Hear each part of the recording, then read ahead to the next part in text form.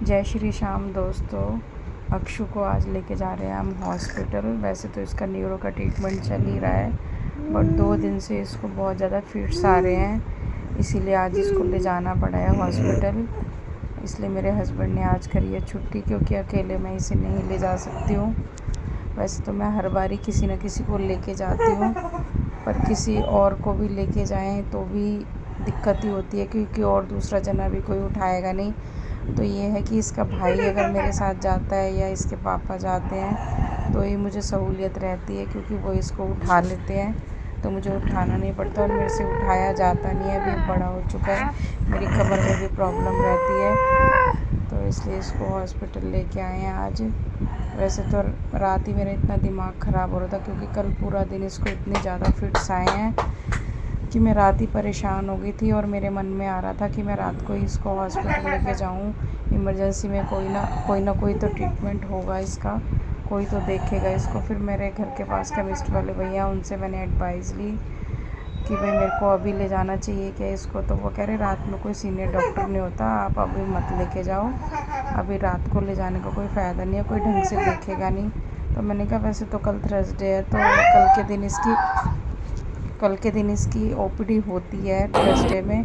तो वो कह रहे फिर आप कल ही ले जाना, दिन में रात को मत लेके जाओ, रात में कोई ढंग से देखेगा नहीं। तो इसलिए फिर हम आज लेके आए थे इसको हॉस्पिटल, और मैंने डॉक्टर से सारी बात की है। मैंने कहा ऐसे तो कुछ नहीं था, इसको थोड़े दिन से बस इसको कफ खांसी सी थी, और हमारे फैमिली डॉक्टर हैं उनसे ही मैंने तो लिखवाई थी दवाई और एंटीबायोटिक, और उन्होंने न्यूबुलाइज़र देने के लिए कहा था, वही हम 3 दिन से दे रहे थे। लेकिन परसों रात से इसको फिट्स आने शुरू हो गए हैं। परसों रात सोते टाइम आया, फिर इसको कल पूरा दिन फिट्स आया। मैंने कहा डर के मारे मैंने तो रात एंटीबायोटिक दवाई भी इसीलिए इसको दी नहीं है।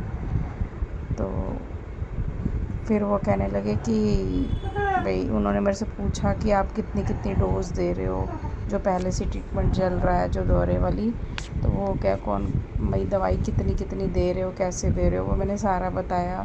फिर उन्होंने कहा, अभी मेरे हस्बैंड बंगला साहब आ गया तो दूर से ही हाथ जोड़ दिए हैं उन्होंने, मत्था टेक लिया है। कह रहे थे गर्मी हो रही है, नहीं तो बंगला साहब जाते, वैसे भी हमें काफ़ी दिन हो गए हैं गए हुए, कई साल ही हो गए हैं। तो कह रहे गर्मी है, नहीं तो बंगला साहब जाते और वहीं पे लंगर भी छकते। तो मैंने कहा चलो अब घर ही चलते हैं।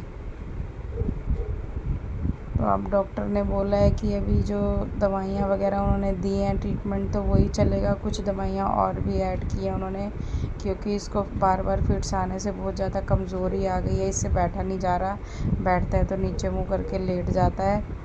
तो फिर मैंने कहा जी डॉक्टर साहब, इसको कोई विटामिन वगैरह भी की भी दवाई लिख दीजिए, क्योंकि बार बार फिट्स आने से बहुत ज़्यादा कमज़ोरी आ गई है। तो फिर उन्होंने कुछ दवाइयाँ लिखी हैं। वो कह रहे लेकिन एकदम से फिट्स बंद नहीं होंगे, तो क्योंकि दवाइयों का असर होने में थोड़ा टाइम लगता है, 1 हफ़्ते का टाइम लग जाता है। तो मैंने कहा चलो ठीक है, देखते हैं। अब कुछ दवाइयाँ तो हॉस्पिटल से मिल गई हैं और कुछ बाहर से ही ख़रीदनी पड़ेंगी, तो वो देते हैं, देखते हैं फिर क्या होता है क्या नहीं होता है, इसको कितना फ़र्क पड़ता है।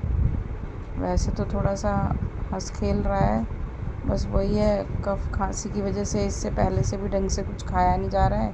पहले